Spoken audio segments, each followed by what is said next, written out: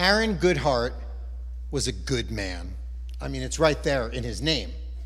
He helped others all the time, but he never did it to get credit for it or because he thought it was the best way to do things. He did it because he just thought it was the right thing to do.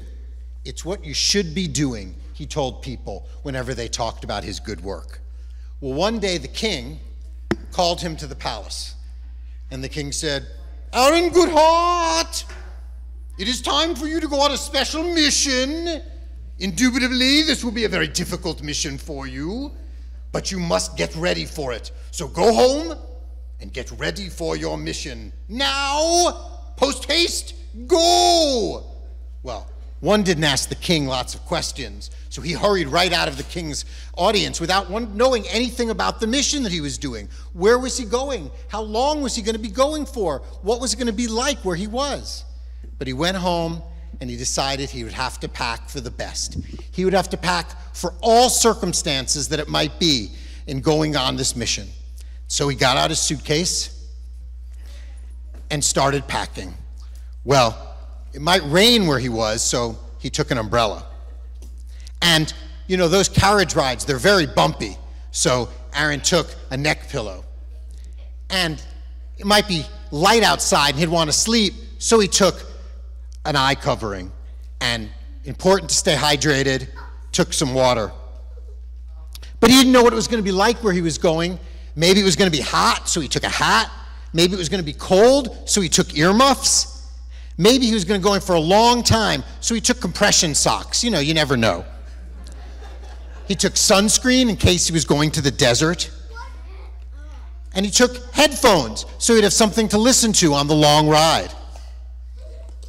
He made sure to take an extra power cord for his phone, never know when you need to recharge.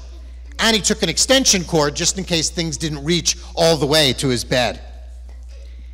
He took a flashlight because it might be dark.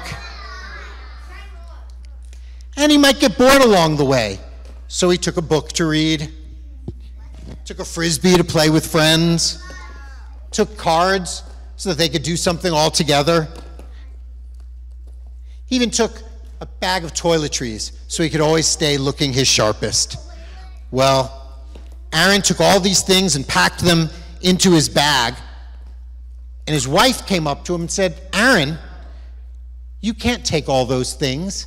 This is 1854. Most of those things haven't been invented yet. What are you doing?" Just then, a messenger came with a note from the king.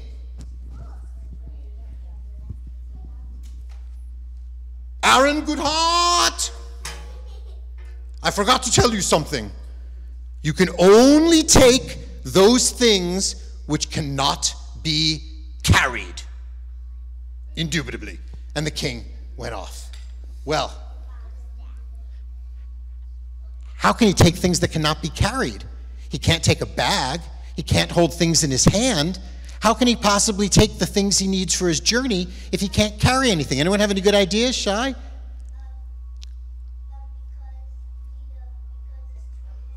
It's too heavy, that's right. Hudson? What could he take? Can't take anything. Milo?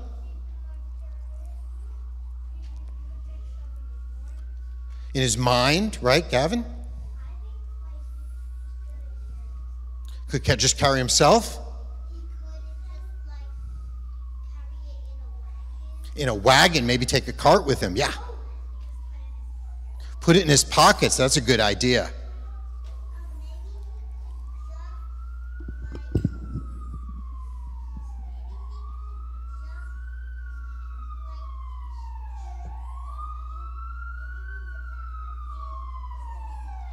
He could take a backpack.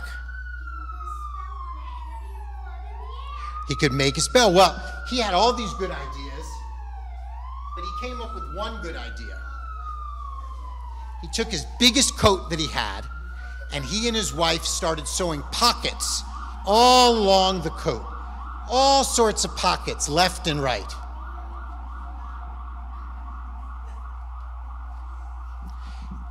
There were pockets on the side, pockets on the front, pockets on the inside, and on the back was one big giant pocket.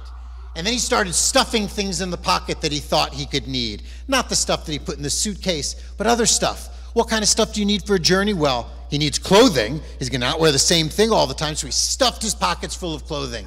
And, you know, the things are going to cost money wherever he's going, so he stuffed his pockets full of gold. And he was a merchant, so he stuffed his pockets full of documents talking about where he was and property he owned. And soon he had the pockets all stuffed over, and he started to walk on his way. But the coat was so heavy, it had so many things in the pockets, he couldn't keep going. It was so heavy. What was he going to do? Aaron wasn't sure what he could do. He couldn't walk around with a coat like this. He looked ridiculous, and he couldn't even walk 2 steps. But just then, as he lay there on the floor of his room trying to figure out what he could do, how could he do this, he suddenly heard a voice.